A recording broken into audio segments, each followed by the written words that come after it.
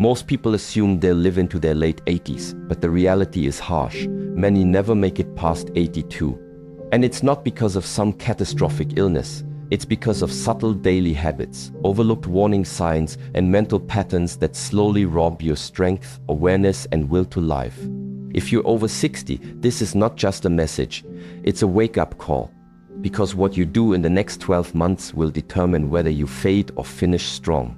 Stay to the end, because the final reason is the one no one dares to say out loud.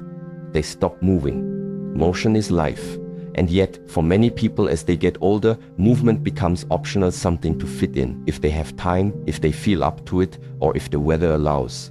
But the body doesn't wait. The body listens to what you do and what you don't. And when you stop moving with purpose, your body doesn't just pause. It starts shutting down. Muscles shrink, bones lose density, your balance fades, your circulation slows, and the body begins to do exactly what you're teaching it to do, less. Most seniors don't make a conscious decision to stop moving. It happens gradually. You retire. You no longer have to walk to work. You spend more time indoors. Stairs start to feel tiring, so you avoid them. You begin sitting more, not just for meals, but during the day, during TV, during rest.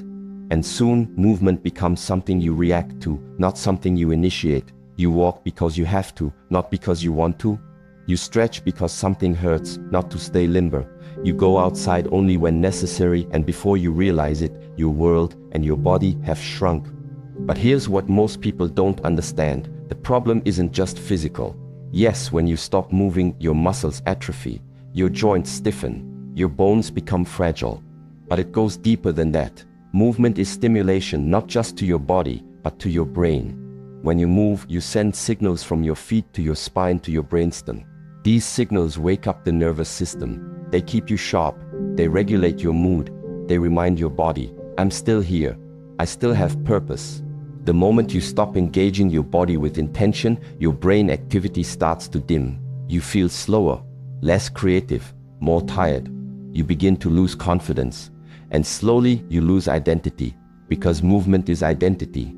The way you walk, stand, reach, stretch, and hold yourself, it tells your nervous system that you're still living, not just surviving. That's why walking around the house isn't enough. It's better than nothing, yes, but it's not functional training. It's survival movement. It's automatic. It doesn't challenge your posture. It doesn't strengthen your glutes, improve your stride, or reinforce your balance. It just keeps you upright for now. But over time, it lets your muscles go quiet. It lets your core fade. It allows weakness to settle in places that once felt strong. What you need is intentional motion movement that requires effort, control, and presence. Not to run a marathon, not to lift heavy weights, but to keep your joints working the way they were meant to keep your spine aligned, to keep your nervous system awake. That means resistance training, even if it's just using a band or body weight. That means stretching with focus, not just bending randomly. That means posture exercises that help your shoulders stay back, your neck stay tall, and your hips stay stable. And yes, it means walking with purpose, every day, outside if possible, where the surface changes, where you have to engage your balance and stride with real awareness. Every time you move with intention, you tell your nervous system, I'm still needed, keep me sharp. And your body responds, your blood starts flowing, your hormones rebalance, your digestion improves, your breathing deepens, your mood lifts. You don't need a full gym. You don't need fancy routines. You just need to reclaim movement as medicine, daily, consistent, non-negotiable. Because once you stop moving, the decline doesn't wait. It shows up fast. First, in small ways, your legs feel weak after a short walk. You trip more often. You hesitate when turning, but then it grows. You start losing muscle mass, not from disease, but from disuse. You start losing bone, not from age, but from inactivity. And once your posture begins to collapse, your lungs lose space, your balance becomes shaky, and your confidence crumbles. Movement is not something to do if you feel good. It's what makes you feel good. It's what keeps your digestion working, your joints moving, your brain firing. It's what tells your body you still belong in this world, not just as a passenger, but as a participant. So ask yourself, when was the last time you moved for your health, not out of habit, but with intention? When was the last time you walked not just to the kitchen, but around the block with your chest lifted and your stride strong? When was the last time you stood tall, stretched wide, and reminded your body that it was built to engage? Don't let convenience steal your energy. Don't let comfort weaken your legs. Don't let stillness become your default. You don't need hours. You just need a few minutes every day to send the message: I'm still here, I still move, I still choose to live. Because motion is life, and life, real, vibrant, engaged life, begins the moment you take the next step. They eat for comfort, not fuel. There comes a quiet shift in how many people eat as they grow older, and it often goes unnoticed. It starts small, skipping meals because you're not as hungry, choosing softer foods because they're easier to chew, eating something quick because it's just you at the table. But over time, eating becomes less about fueling your body and more about comforting it. Food becomes routine, emotion-driven or nostalgic, and while there's nothing wrong with comfort now and then, the danger is when it becomes the default. Because your body, especially after 60, doesn't need comfort. It needs support. The truth is, your digestive system changes with age. Your stomach produces less acid. Your gut bacteria shift. Your body becomes less efficient at absorbing certain nutrients, especially protein, magnesium, B12, and vitamin D. You lose muscle faster, you store fat easier, and your insulin response isn't as sharp as it used to be. That means the food choices that were fine when you were 30 now work against you after 60. If you keep eating like you used to, your body doesn't just slow down, it starts breaking down. Quietly, internally, cell by cell. Yet most older adults still build their meals around what's familiar. Bread, pasta, mashed potatoes, cereal, crackers, cookies, processed meats, easy snacks, soft, sweet, salty, and repetitive. These foods are comforting, but they're also empty. They spike blood sugar, cause inflammation, and leave your cells underfed. You feel full, but your body is still starving for real nutrition.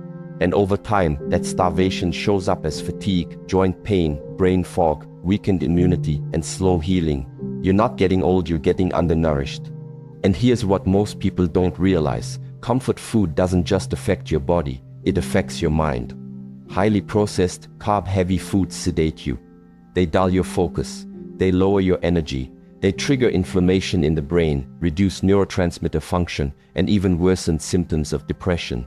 That midday nap you need after a heavy lunch. That mental fog you can't shake in the afternoon. That constant bloated, sluggish feeling. It's not your age, it's your diet. You are what your cells can absorb, not what you eat. And if your cells are swimming in sugar, stripped of fiber, and missing critical nutrients, they can't repair themselves. They can't regenerate muscle. They can't protect your organs. They can't keep your nervous system sharp. When you eat for comfort, you remove vitality from your life. Your body may still be functioning, but it's not thriving. It's surviving. And that's the slow shift no one talks about. The difference between aging and decaying. So what does it mean to eat with intention? It means prioritizing function over flavor, not every time, but most of the time. It means building meals around protein, lean meats, fish, eggs, legumes, because muscle is the currency of aging, and without it, everything declines. It means choosing fiber-rich foods, vegetables, fruits with skin, whole grains, seeds, because your digestion needs stimulation to stay active. It means cutting back on sugar, not just for weight, but because sugar feeds inflammation and drains your energy. And it means hydrating with water, not soda, juice, or coffee all day, because your cells need clean fluid to function well. Eating well isn't about restriction, it's about respect. Respecting what your body needs at this stage of life. Respecting your future self enough to give it strength now. You don't need to follow a strict diet or become a health expert. You just need to be honest. Are you feeding your body or are you numbing it? Are you eating to stay sharp, mobile, and energized, or to pass time, soothe stress, or avoid cooking? One change makes a difference. Swapping breakfast cereal for eggs and fruit, replacing soda with water and lemon, adding a handful of greens to your plate, skipping dessert 2 nights a week. These small decisions send your body a powerful message. I still care. I'm still here. I still want to live well. And your body will respond with more energy, better mood, improved sleep, and clearer thinking. You don't need perfect meals, but you do need purposeful ones. Because after 60, food is no longer just about enjoyment. It's your medicine. It's your momentum. It's your message to your cells that you're not giving up, you're just getting started. They shrink their social world. Connection is not just a luxury. It's not just something nice to have. For the aging body and brain, connection is medicine. It's what keeps the nervous system regulated. It's what keeps your mind sharp, your heart steady, and your spirit alive. But as people grow older, many begin to shrink their social world slowly and often without noticing. They stop calling friends. They stop attending events. They skip family gatherings. Conversations get shorter. Days get quieter. And that slow quiet becomes a kind of isolation that can do more damage than any disease. When you disconnect from people, your body begins to respond, and not in a good way. Studies show that social isolation increases your risk of early death more than obesity, more than alcoholism, and even more than physical inactivity. It raises cortisol, the stress hormone. It suppresses immune function. It increases inflammation. It contributes to memory decline, anxiety, depression, and even cardiovascular problems. You may still be breathing, but your cells start acting like you've already checked out. And yet it happens to so many people. Sometimes it's the result of retirement. You stop seeing coworkers, your routine shifts, your schedule becomes flexible, but your world becomes smaller. Other times it's health related. You lose mobility and suddenly leaving the house feels like a hassle. Or friends pass away, families move, the phone rings less often, and you find yourself spending entire days in silence, not because you want to, but because you've accepted it as normal. But loneliness is not normal. It's not just an emotional state, it's a physical condition that takes a real toll on your health. What many don't realize is that social interaction is neurological exercise. Every time you talk to someone, really talk, your brain is firing on multiple levels. You process language, remember details, read body language, respond to emotion, and navigate the rhythm of the conversation. It keeps your brain alive. Laughter boosts dopamine. Listening activates empathy. Physical touch reduces blood pressure and stabilizes the heart. These aren't small things. They are the hidden regulators of your internal world. And when they disappear, your body begins to withdraw from life itself. That's why it's not enough to just be around people. You need meaningful interaction, real connection, the kind that reminds you that you still belong here, that your story matters, that someone sees you and that you see them. It can be a phone call, a coffee meetup, a walk with a neighbor, volunteering once a week, joining a group even if it's small. These aren't luxuries, they're non-negotiables. Because when you are seen, heard, and needed, your entire biology shifts. You stand taller, you think clearer, you feel younger. Your cells remember how to live. On the flip side, when people stop reaching out and, more importantly, stop letting others in, the decline is faster than anyone expects. It starts as simple forgetfulness. Then sleep worsens, motivation fades, you stop caring how you look, how you move, what you eat. You begin to fade from the inside out long before your body fails. It's not the heart that goes first, it's the connection to life. And yes, the world feels different now. Faster, more digital, people scroll instead of speak. Everything seems noisy, but that's exactly why you must remain in it. You don't have to keep up with trends or technology. You just have to stay human, stay present, be the one who starts the conversation. Call your children, message your old friends, start a game night, attend that community event even if it feels awkward at first. Because the longer you stay engaged, the longer your body stays responsive. And let's be honest, it takes courage. It's easier to withdraw, easier to say no thanks and stay home. But if you want to protect your health, your memory, your emotional strength, you need people. Not hundreds, just a few who bring life into your world, who challenge you, listen to you, remind you that you still matter. You don't outgrow connection. You grow into a deeper need for it. So ask yourself honestly, when was the last time you reached out without waiting to be contacted first? When was the last time you had a real, face-to-face conversation that left you smiling or thinking or remembering? When was the last time you were hugged, really hugged, and felt your nervous system settle? These things are not extra, they are fuel. They are part of your longevity strategy, whether you realize it or not. Because here's the truth, the moment you stop being part of the world, your body starts preparing to leave it. But the moment you choose to engage again, to be present, connected, and alive, everything begins to shift back toward life. You don't need 1,000 friends. You need connection. Deep, consistent, meaningful connection. Don't shrink your world, expand it even by one conversation. They sleep poorly and accept it as normal. One of the most dangerous myths about aging is that poor sleep is somehow normal. That after 60 or 70, you're just supposed to accept broken rest, long nights of tossing and turning, and early morning wake-ups you never asked for. But that's not just wrong, it's harmful. Poor sleep is not a harmless side effect of aging. It's a red flag, a signal that your body's internal systems, your brain, your hormones, your immune system are struggling. And if you ignore that signal, the damage doesn't stop. It compounds, quietly, night after night. Most people don't connect sleep to long-term health.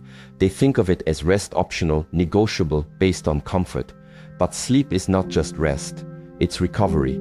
It's the time when your brain detoxifies, when your immune system repairs, when your hormones reset, when your memories consolidate, and when your body decides whether to heal or deteriorate. If you're waking up every 2 hours, relying on pills to get to sleep, or feeling groggy and heavy each morning, you're not just tired, you're aging faster. Sleep loss shrinks the brain. This is not theory. It's been shown repeatedly in brain scans. A tired brain doesn't just feel slow, it actually becomes smaller over time. And the areas most affected, the ones responsible for memory, attention, emotional regulation, and decision making, you start forgetting names. You lose patience faster. You become reactive, anxious, or withdrawn, not because of personality, but because of poor brain hygiene. And it doesn't stop at the brain. Poor sleep wrecks the immune system. Just one night of disrupted sleep lowers your body's ability to fight off infection. Chronic sleep issues raise inflammation, the same kind of systemic inflammation linked to heart disease, Alzheimer's, arthritis, diabetes, and depression. Your joints ache more. Your gut becomes more sensitive. Your body heals slower. And the worst part, it all feels subtle, manageable, just a little tired. But inside, the damage builds. Yet despite all this, many older adults continue to accept poor sleep as their new reality. They shrug off the symptoms. That's just how it is now. They take a pill, scroll on their phone, or leave the TV on until they drift off, and they think that rest is enough. But that kind of sleep-broken, shallow, drug-induced doesn't restore your body. It sedates it. It puts you in a kind of limbo where your nervous system never fully resets. And over time, that wears you down in ways you can't always see. The solution isn't just more sleep, it's better sleep. And better sleep doesn't happen by accident. It requires discipline. It requires you to protect your rhythm, your circadian clock, like you would protect your health. Because it is your health. That means less light at night. Your body takes cues from brightness. When you keep lights on late, you tell your brain it's still daytime. That delays melatonin release and shortens your deep sleep. The fix: dim the lights after sunset. Avoid screens 2 hours before bed. Let your body feel the shift from day to night. Temperature matters too. Your core body temp needs to drop by 1-2 degrees to fall into deep sleep. A warm room blocks that process. Sleeping in a cooler environment, ideally around 65 degrees Fahrenheit, 18 degrees Celsius, can increase the amount of time you spend in the most restorative sleep stages. And if you're waking up sweating or restless, temperature might be the hidden enemy. Supplements like magnesium can help. Not sleeping pills, which often just sedate without restoring, but natural calming aids like magnesium glycinate or L-theanine help relax the body without knocking it out. Pair that with breathwork, slow, intentional breathing before bed, and you activate your parasympathetic nervous system. The system that says, you're safe, you can let go now. But most important of all is respecting sleep. Making it a priority, not an afterthought. You wouldn't skip meals every day and expect your body to stay strong. You can't keep skipping deep, quality sleep and expect your mind and body to function well. You need to treat bedtime as sacred, a time to unplug, unwind, and prepare your body to heal. If you're struggling to sleep, don't ignore it. Track it. Get a sleep study. Rule out apnea. Fix your room. Create a ritual. Make sleep something you look forward to, not fight against. Because when you sleep well, everything gets better. Your memory, your energy, your immune strength, your mood, your resilience. You don't need perfect sleep, but you do need intentional sleep, and you're not too old to fix it. You're not too far gone to improve it. Your body still wants to heal. Your brain still wants to repair, but it can't do that if you're sabotaging your rhythm every night. Don't let poor sleep feel normal. Don't let fatigue become your baseline. Choose rest that restores you, not just rest that gets you through the night. Because the longer you sleep poorly, the shorter your life becomes. They live without purpose. This is the last one, and it's the hardest. Not because it's rare, but because it's everywhere. Quiet, unspoken, invisible from the outside, but deeply felt on the inside. It's the moment someone stops moving towards something. When the days all start to look the same. When there's nothing to aim at, nothing to build, nothing to protect or grow. It's not a loss of time, it's a loss of meaning. And when that goes, the body starts to fade soon after. Purpose is not a job, it's not your title, it's not even your productivity. Purpose is a decision to remain committed to something that matters. It could be taking care of your health, supporting someone you love, sharing your wisdom, helping others, learning a new skill, or simply waking up each day with the mindset, I still have something to give. It's not about being busy, it's about being needed. And when the nervous system knows you're needed, it stays engaged. But when it doesn't, it downshifts, slowly, reluctantly, but surely. The problem is, most people retire from more than just work. They retire from effort, from vision, from the challenge that kept them sharp. The clock no longer matters. The deadlines are gone. And for the first few months, that can feel like peace. But too much stillness is not peace, it's decline in disguise. The body begins to loosen. Muscles lose tone. Posture collapses. The appetite fades. Sleep becomes lighter. Hormones drop. Brainwaves flatten. And the soul, the part of you that once burned with focus, becomes quiet. Not gone, just dulled. You see it in their eyes, in the way they speak, the way they move. People who once stood tall begin to hunch. Those who once looked forward now only look down. Their voice becomes softer, their choices fewer, their steps slower. It's not just aging, it's what happens when a person no longer feels called, when there's no reason to push, no one counting on them, nothing new to wake up for. And here's the harsh truth. Without purpose, the human system starts to prepare for exit, not instantly, but gradually. The immune system weakens. Memory becomes less important, so the brain lets go of it. The eyes don't focus as clearly. The spine compresses. Blood flow slows. These are not just the side effects of time. They are the side effects of disconnection from meaning. And the body, smart as it is, does not waste energy where there is no longer intention. But here's the good news. Purpose can return at any age, for any person. It doesn't require a grand mission or a public platform. It starts with a single question. What can I still give? That question has power. It lights a fire in the nervous system. It brings focus back to the eyes. It tightens the posture. It strengthens the heartbeat. It tells your biology, there's still something here. Keep going. Purpose can be small. Watering your garden with intention. Calling your grandson and listening fully. Mentoring a younger neighbor. Reading a new book. Learning a new recipe. Walking to stay strong for someone else, helping others move through their fear. You don't need applause. You just need responsibility, even if it's only to yourself. Because once you take ownership, once you decide that life is still in session, everything starts to change. You eat better, you sleep deeper, your thoughts become clearer. Why? Because the body follows the mind, and the mind follows purpose. When you say to yourself, I am not done, your cells hear you. Your brain begins to adapt. Your nervous system tunes in. You stop drifting. You begin to move forward again, maybe slowly, but surely. Don't let the world convince you that your best years are behind you. Don't believe the lie that retirement means releasing meaning. You don't retire from being needed. You don't retire from leading your own life. You don't retire from caring. If you wake up today, then today is yours to lead. If you're breathing, you're still being asked to participate. Don't live passively. Don't drift through time. Don't treat life like a waiting room. The clock hasn't stopped. It's still ticking. But the question is, are you still showing up? Purpose doesn't find you.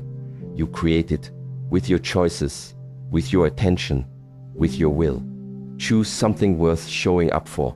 Because the moment you live without purpose, the body begins to wonder why it's still here. And the moment you live with purpose again, the body remembers, and it starts rebuilding your life from the inside out. You don't need a grand mission, but you do need a reason. A garden, a grandchild, a journal, a group, a cause. Anything that reminds you, I matter. Final wisdom. Most people don't die because they're old. They die because they've stopped participating in life. Don't wait for decline to remind you to live. Life now with movement, with fuel, with connection, with sleep and with purpose. Because the finish line is not guaranteed. But how you run your last laps is still in your control.